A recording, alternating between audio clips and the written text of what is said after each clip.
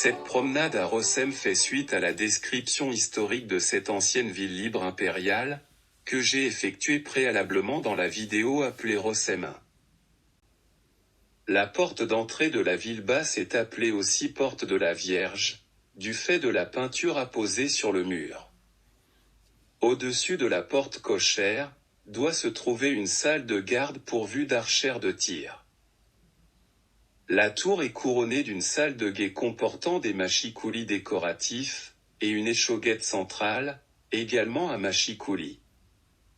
Au niveau du toit, est percée une fenêtre de guet. Entre la tour et le rempart sont situées deux portes piétonnes. Le second rempart est conservé près de la porte de la ville basse. À l'origine, il était beaucoup plus haut. La partie supérieure fut démolie au XIXe siècle. Le rempart est construit selon un appareillage grossier de pierre. Le rempart est bien conservé le long de la rivière Rosenmer qui, à cet endroit, servait de fossé à la ville. La porte de la Vierge, vue de l'intérieur de la Niederstadt, comporte une rangée d'archères, qui pouvait permettre de lutter contre un ennemi ayant réussi à pénétrer dans la ville. La ville basse, Niederstadt n'est longue que de quelques centaines de mètres. En remontant la rue, autrefois occupée par le ruisseau, on se trouve très vite à la porte dite des écoles, qui permettait d'entrer dans la ville close par le premier rempart. Cette belle maison de la Niederstadt est révélatrice des maisons de vignerons. Le rez-de-chaussée et la cave sont bâtis en pierre recouverte d'un crépi. À ce niveau, se trouve la porte cochère permettant d'entrer la charrette dans la cour. L'étage est construit en encorbellement au moyen de colombages. Au-dessus, le toit pentu comporte des lucarnes rampantes. La maison voisine présente sa façade latérale sur la rue. La façade principale est située le long de la cour, accessible par le portail. Elle comporte des lucarnes rampantes, et un toit à pans recoupés. La porte des écoles, datant de la première enceinte, est cantonnée de deux bâtiments construits au niveau du rempart, qui devinrent des écoles. Cela explique la présence d'un clocheton au-dessus de la porte destinée à appeler les enfants au début des cours. À gauche, est situé un bâtiment du XVIIIe siècle, qui fut occupé par le prêteur royal, nommé à Rossem à partir de 1750. La fonction de prêteur royal fut instituée par Louis XIV en 1685. Les institutions des villes impériales ne furent pas modifiées lors de l'annexion française survenue en 1697. Le prêteur royal avait, cependant, pour but de surveiller tout ce qui se passait dans la ville, en étant présent lors des réunions du conseil et de la justice locale. La maison du prêteur devint, au XIXe siècle, l'école de garçons. À droite de la porte des écoles, était situé le bâtiment du greffe où étaient disposées les archives. Il devint au XIXe siècle, l'école de filles. Ces deux bâtiments ont actuellement perdu leur fonction éducative. À l'arrière de l'école des filles subsiste une tour du rempart primitif. En 1780, ce rempart n'était plus fonctionnel, les habitants y avaient appuyé leurs maisons, et y avaient ouvert portes et fenêtres. Le fossé était presque comblé. Le rempart fut, peu à peu, démoli. L'église Saint-Pierre et Saint-Paul actuelle, fut construite entre 1150 et 1170 après la destruction de l'église primitive, en 1132, par le duc Frédéric le Borgne dans sa guerre contre l'évêque de Strasbourg et l'abbaye de Hohenbourg. Cette destruction fut suivie d'une première reconstruction en 1135, puis d'une seconde, entre 1150 et 1170. Dans une première phase, on conserva l'église reconstruite en 1135, et on érigea, Tout autour, les murs de la nouvelle église. Dans la deuxième phase, fut démolie l'ancienne église, à l'exception de son chœur qui devint la chapelle de la Vierge, ce qui permit de mener à son terme la construction de la nouvelle église. Sur cette photo, on aperçoit bien la chapelle de la Vierge, reliquat de l'église érigée en 1135, et la nouvelle église.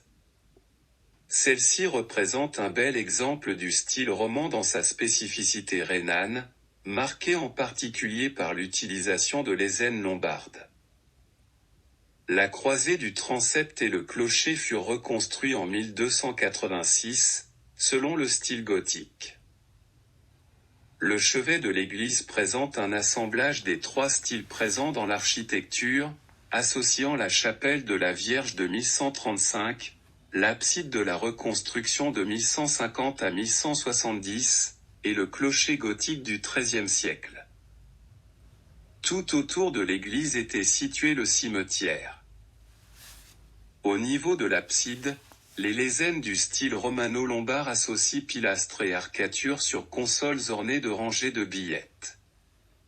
Au-dessus, court une frise à rangées de billettes. La fenêtre centrale est décorée d'une frise de palmettes cantonnée de 2 colonnes torses. Sur les murs, 4 sculptures figurent les allégories représentant les évangélistes. Les sculptures du pignon des 2 transepts sont révélatrices des modes de pensée des concepteurs de l'Église. Le pignon triangulaire du transept sud, souligné de frises à billettes, comporte 3 sculptures.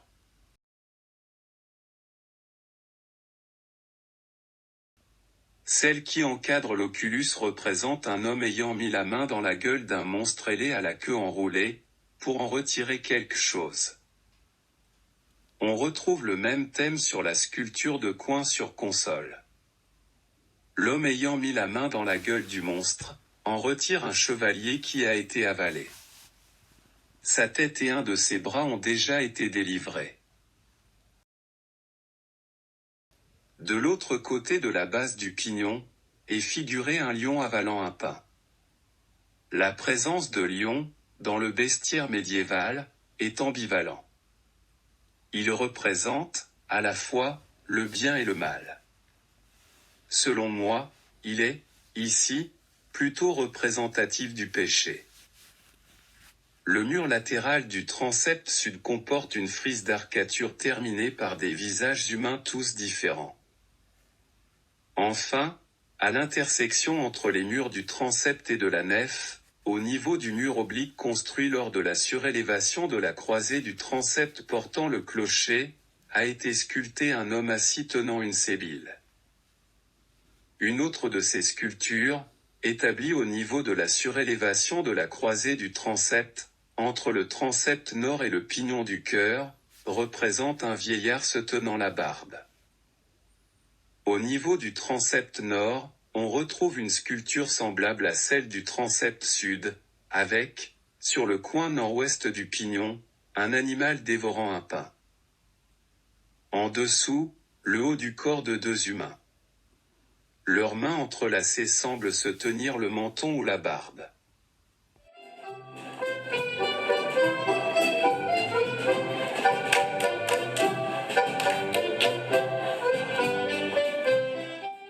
Au niveau du faîte de la façade ouest, sont situées 3 sculptures. 2 d'entre elles figurent un animal enserrant un être humain, comme pour le dévorer. Cet être humain symbolise le pécheur voué à l'enfer. Ces sculptures sont une illustration du psaume 22-21, « Sauve-moi de la gueule du lion ». Au faîte du pignon, un aigle symbolise la victoire du Christ sur les forces démoniaques du mal. L'aigle peut aussi symboliser l'emblème impérial. Comme beaucoup d'églises de cette époque, les colonnes séparant la nef des bas-côtés sont de 2 types, avec alternance de piliers forts et de colonnes intermédiaires. Les piliers forts soutiennent les arcs en berceau portant la voûte de la nef. Les colonnes intermédiaires relient entre elles les piliers forts et soutiennent les arcs doubleaux qui portent les voûtes des bas-côtés. Les bas-côtés comportent 5 travées, et sont surmontés de voûtes d'arêtes. Par contre, la nef centrale n'en comporte que 3, les voûtes sont portées par des arcs ogivaux.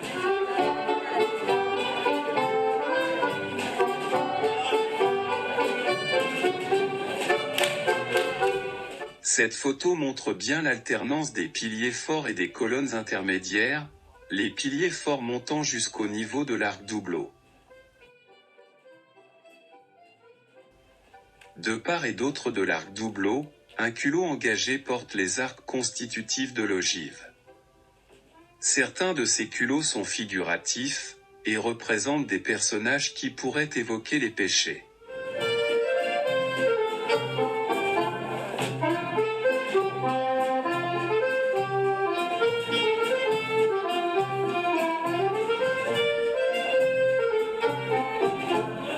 Cette photo montre bien le rôle des colonnes intermédiaires soutenant les arcades reliant entre elles les piliers forts ainsi que les arcs doubleaux des bas-côtés.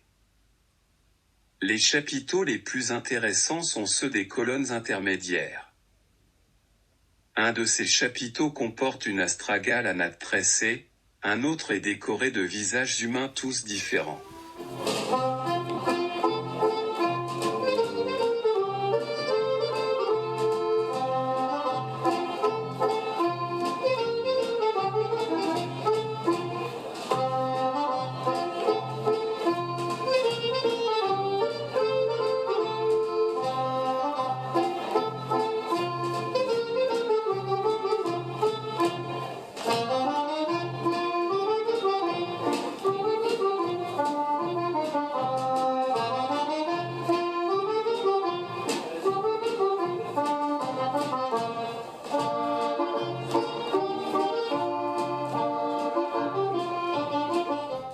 Le Meyerhof était à l'origine une cour colongère, appartenant à l'abbaye de Hohenbourg du Mont-Saint-Odile. Elle était administrée par un fermier qui dépendait directement de l'abbesse. Il était chargé de percevoir les revenus des 7 domaines qui dépendaient du Meyerhof, et possédait le droit de basse justice. Dans cette cour étaient rassemblées les redevances en nature dues à l'abbesse. En 1790, il fut décrété bien national et vendu. Ce fut alors une grosse ferme qui fut exploitée en tant que telle jusque vers 1970. Le porche donnait sur la cour agricole. Aujourd'hui, le Meyerhof a été réhabilité et est devenu une résidence senior. La façade latérale faisant face à l'église Saint-Pierre et Paul a été conservée. On peut encore y retrouver l'aspect ancien avec, en particulier, une porte cochère et, au-dessus, une porte ouvrant sur l'étage. Les 3/4 de la dîme de la paroisse Saint-Pierre et Saint-Paul appartenaient, depuis l'époque du pape Léon IX, 1050, à l'abbaye lorraine de Hesse qui possédait aussi le droit de patronage de la cure. Le bâtiment de l'ancienne gendarmerie départementale, construit en 1846 est devenu, actuellement, la Perception. Le fronton de la lucarne est orné d'une rose, le blason de la cité. Face à l'ancienne gendarmerie, est située la Laube. Les arcades rappellent que ce bâtiment était l'ancienne halle des bouchers. Elle comporte un rez-de-chaussée en maçonnerie et un étage en encorbellement et colombage. La porte de l'horloge termine, vers l'ouest, la cité primitivement enclose. Elle est cantonnée, à droite, de l'hôtel de Villers, à gauche, d'une belle maison à colombage. La tour de l'horloge fut aussi appelée Ratsturm, ce qui indique que le conseil administrant la ville libre impériale, se réunissait dans la salle de l'étage. L'hôtel de ville fut construit en 1760 selon le style classique. Il comporte un corps central, cantonné de 2 pilastres portant un fronton orné du blason de la ville. Ce corps central se compose d'un porche, surmonté d'un balcon, et d'une fenêtre d'apparat central. De part et d'autre, les corps latéraux possèdent 2 niveaux de 2 fenêtres surmontées de lucarnes de toit. En 1884, on accola à l'hôtel de ville, un nouveau bâtiment pour abriter le tribunal de bailliage. Il est d'architecture semblable à celle de l'hôtel de ville, mais ne possède qu'un corps latéral à droite. Devant l'hôtel de ville, est érigé le puits à 6 eaux construit en 1605. Il est surmonté d'un édicule triangulaire porté par des colonnes. Chaque colonne est surmontée d'un petit obélisque et d'une volute. Surmontant les 3 volutes, est dressé un lion portant le blason de la ville. Au-delà de la porte de l'horloge, on entre dans le faubourg appelé Oberstade. L'Oberstade, dont on voit ici la rue centrale établie à l'emplacement du ruisseau, formait, au XIIe siècle, un faubourg qui constituait une paroisse particulière placée, sous le vocable de Saint-Étienne, et relevait alors de l'évêque de Strasbourg. L'église Saint-Étienne existait déjà en 1132, lors de la guerre entre Frédéric de Souabe et l'évêque de Strasbourg. Elle fut détruite puis reconstruite en 1137. De cette seconde église, il ne reste que le clocher surmontant l'ancien chœur. Une nouvelle reconstruction survint en 1781, selon le style classique avec, en particulier, une façade imitée d'un porche tétrastyle grec, surmonté d'un fronton. L'église actuelle possède une orientation nord-sud, alors que les églises suivent normalement une direction ouest-est.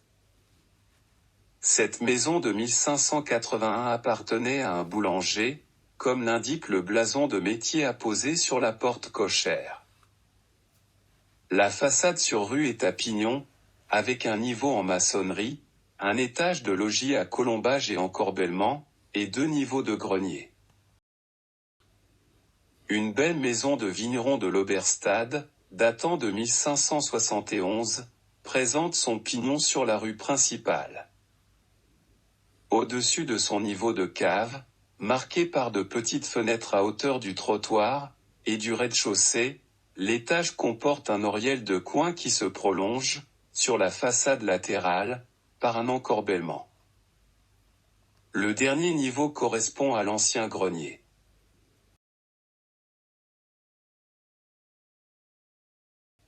La maison dite romane, datant probablement du milieu du XIIe siècle, évoque un donjon par sa massivité.